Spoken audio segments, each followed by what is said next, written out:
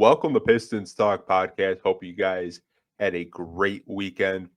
In today's episode, what we'll be discussing the Detroit Pistons shopping Jaden Ivey. There was a ClutchPoints.com article that was published today, kind of speculating whether or not the Detroit Pistons could move on from him.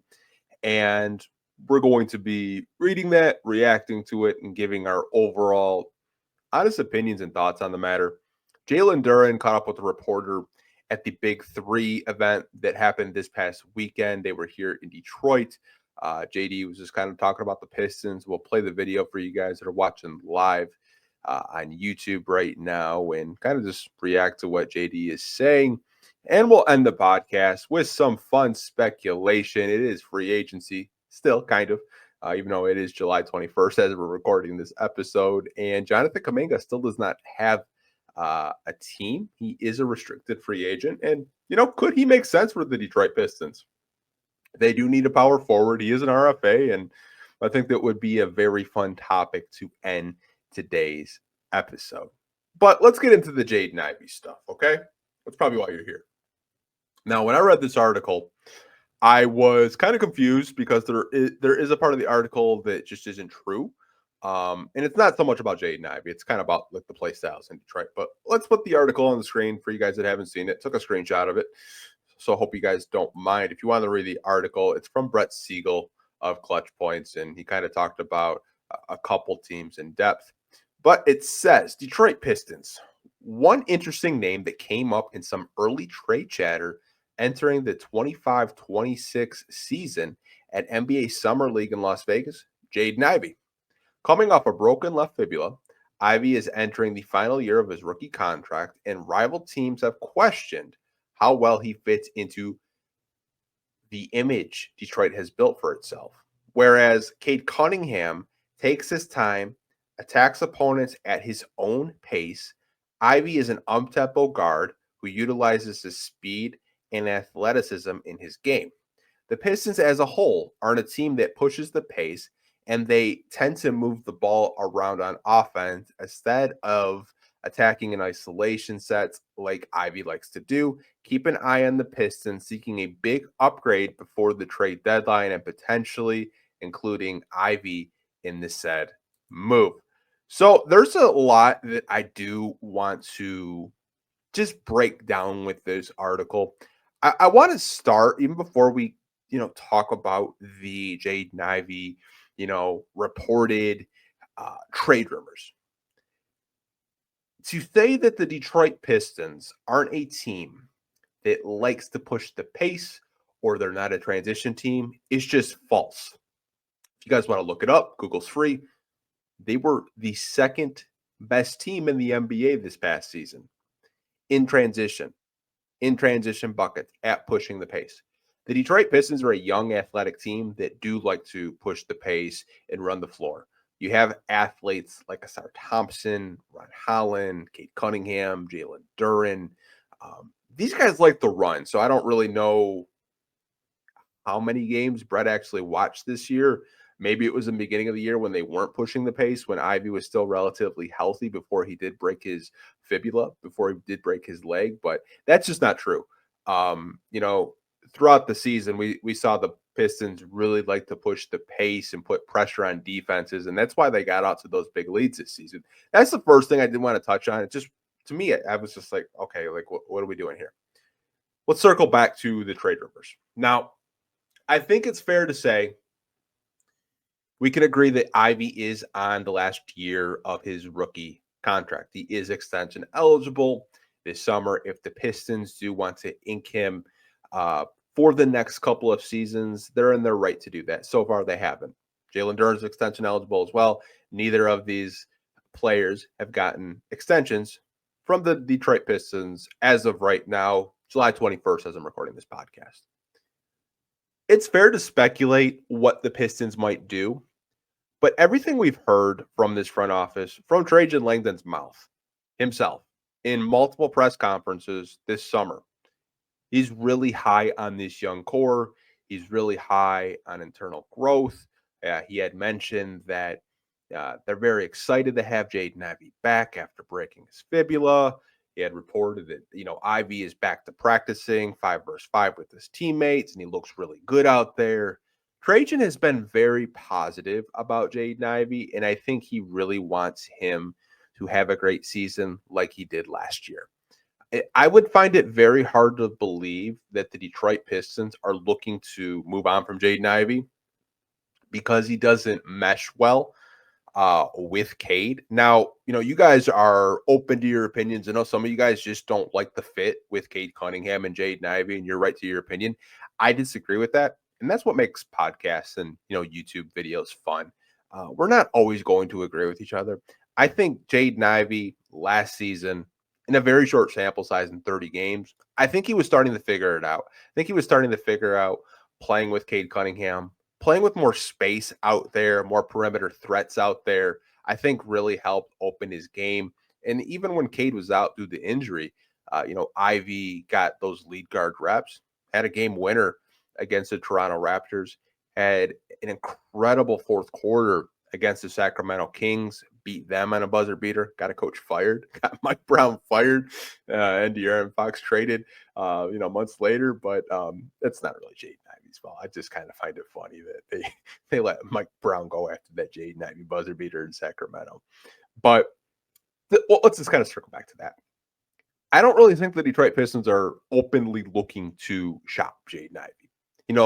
Executives across the league might speculate the fit with Jaden Ivey, but I think the Detroit front office is smart enough to understand that if this guy gets a consistent three-point jump shot, and he shot a really good clip from three last year at a really good percentage, that's a damn good shooting guard to pair next to Cade Cunningham. Now, the defense, I think, does need to get better with Jaden Ivey. I think we can all agree there. There have been flashes of him trying, rotating, communicating defensively, but I think it would be really foolish for the Detroit Pistons to try to trade him right now. I don't really think the value for Jaden Ivey is at peak value. I think it's probably at its lowest point just because of the injury and a big question mark with a lot of front offices right now because they don't really know what they would be getting in Jaden Ivey. So that's just my take on this article. I would kind of take it with a grain of salt just for the fact that Brett, who is a ClutchPoints.com national reporter, by the way, thinks that the Detroit Pistons are a slow-paced team and they don't like to push the pace when, in fact, they were one of the best teams last season at pushing the pace. And JB Bickerstaff talked about it with reporters multiple times this year about how the Pistons do look to push the pace and they're at their best when they do look to run. But that's just kind of my take on it. I did want to discuss it for a couple of minutes with you guys. I just don't really think the Pistons are really looking to trade any of their core guys. I think they're still wanting to have that internal growth and see how far this core can take them before kind of making that big move to see what they need next.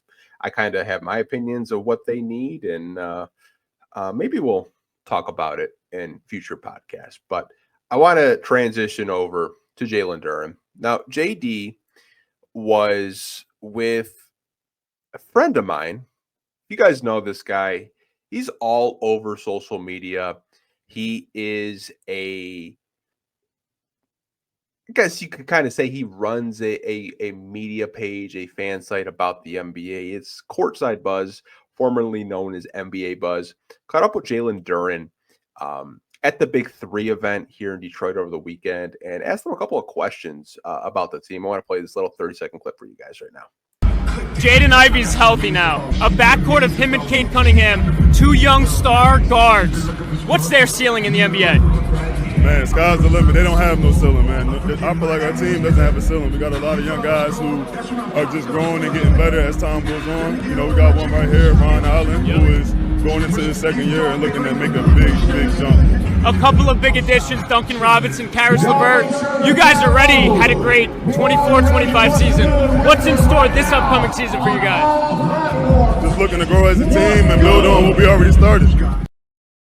Okay, there's a couple things that JD caught up with Mikey from Courtside Buzz. Shout out to Mikey for getting that interview with JD. He talked about Jaden Ivey and Cade Cunningham and their ceilings. He feels like they don't have a ceiling. I love JD. I think we can all agree they do have a ceiling. I do think that both of them have other gears in their development to get better as basketball players, because both of those guys are under 25 years old. I think there are areas for both of them that they can get better at. I love their saying they don't have no ceilings whatsoever. That's just like an A+ teammate. He also kind of talked about Ron Holland, and Ron Holland is expected to take a big jump this year. I'm going to say something to you guys, and it might sound like a hot take. It might just be me being high off of Summer League in Ron's performances, and maybe I shouldn't take Summer League performances. Maybe I shouldn't look at a Summer League game and have these opinions. But I do feel if Ron Holland gets the playing time, I would put his name in Most Improved Player of the Year award conversations. Not saying he'll win it, but at least in conversations.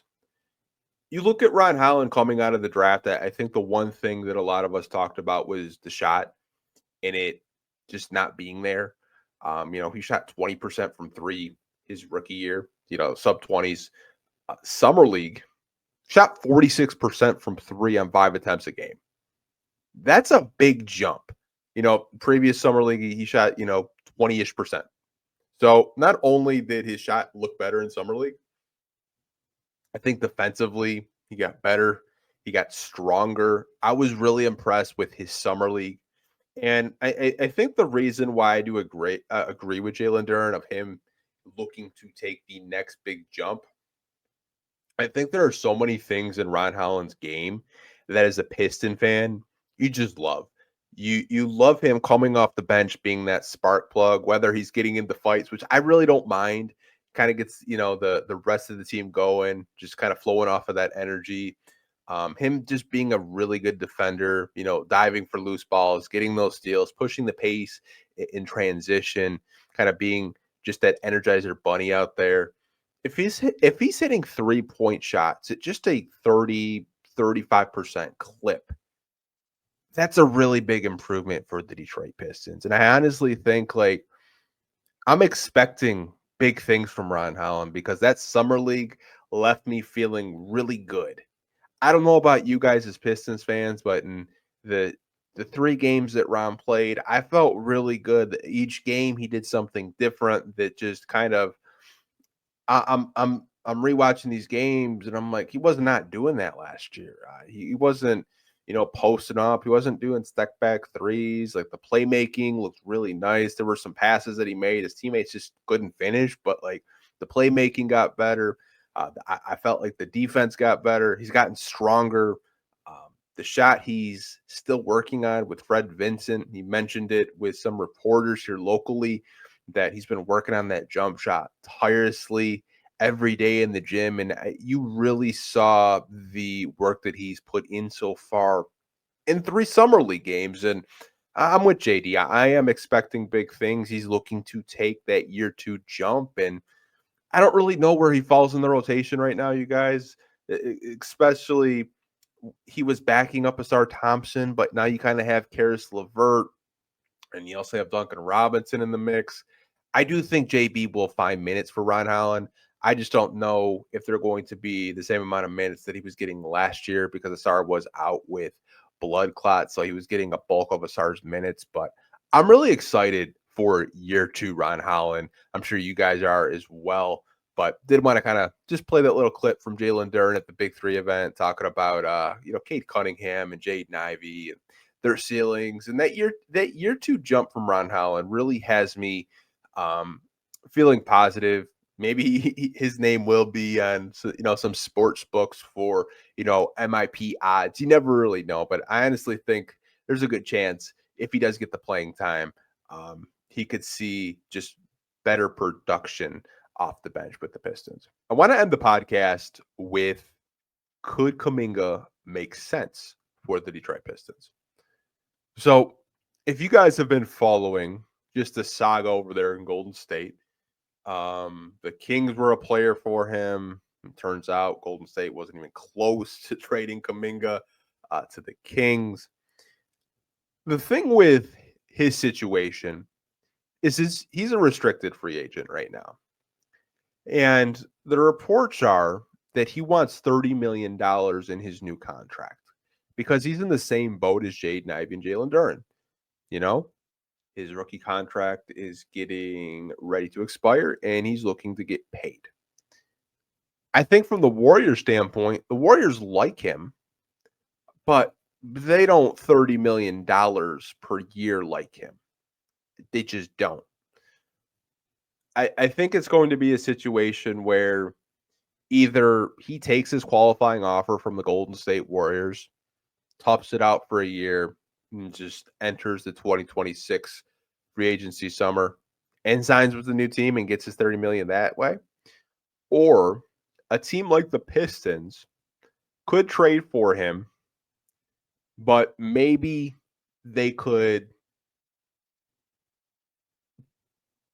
sway themselves to believe we got one more year to buy us at $26 million. Could he be a replacement for us at power forward? And here's the thing. Now, this was a fan-submitted question by you guys. I could understand the thought process of wanting to have a Tobias replacement because who knows if Tobias wants to come back to Detroit. Who knows what his price point might be with the new contract. He signed a 2-year, $50 million contract with the Pistons. I don't know how Kaminga would fit in Detroit, just for the fact that to me, he's a very isolation-heavy forward. Now, could it work? Sure. I think it could work. I think Cade Cunningham is a good enough basketball player to make it work in Detroit. I'm just not entirely sure that the Detroit Pistons are a Kaminga team. The talent's there. I just think the kid needs an opportunity, and he just really hasn't gotten a fair shake in Golden State, in my opinion. I think there have been moments that Steve Kerr does actually play him, and there's other moments where the kid's is rotting on the bench, and it sounds like the Warriors want to, have their cake and eat it too. Like they like him, but they don't want to give him the money that he's asking for. And I think in the open market, the way the contracts are inflated now, I don't really think $30 million is a whole lot given what the type of production he could possibly give you. And he's young, so he's probably going to develop and get better. I just think a change of scenery for him would be better for his career path, in my personal opinion. I just think the Warriors have just been just an up and down roller coaster with him. I'm just not entirely sure how the Pistons front office feels about Jonathan Kaminga. I do feel, though, they will be looking at power forwards. They will be looking to upgrade the power forward position because I think they know that Tobias isn't going to be here forever. They're going to need a longer-term solution. I think Tobias is a great placeholder for now, but eventually you're going to have to start to look for a bigger four that can stretch the floor, switch defensively, and this just be a scoring punch out there. And I don't really know what types of power forwards are, available on the open market, but I did want to kind of touch on the Jonathan Kaminga stuff for, a little bit. It was a fan submitted question by you guys on social media. Could he be a possibility for the Pistons? As of right now, I just don't know. I think there was a trade for Kaminga, probably a 3-team trade that the Pistons have to get involved with. And who would the third team be? I just don't know. But I appreciate you guys watching today's episode of the pod. We'll be back tomorrow with another short form podcast episode. Hope you guys had a great weekend, though. And as always, have a great night. Go Pistons. Peace.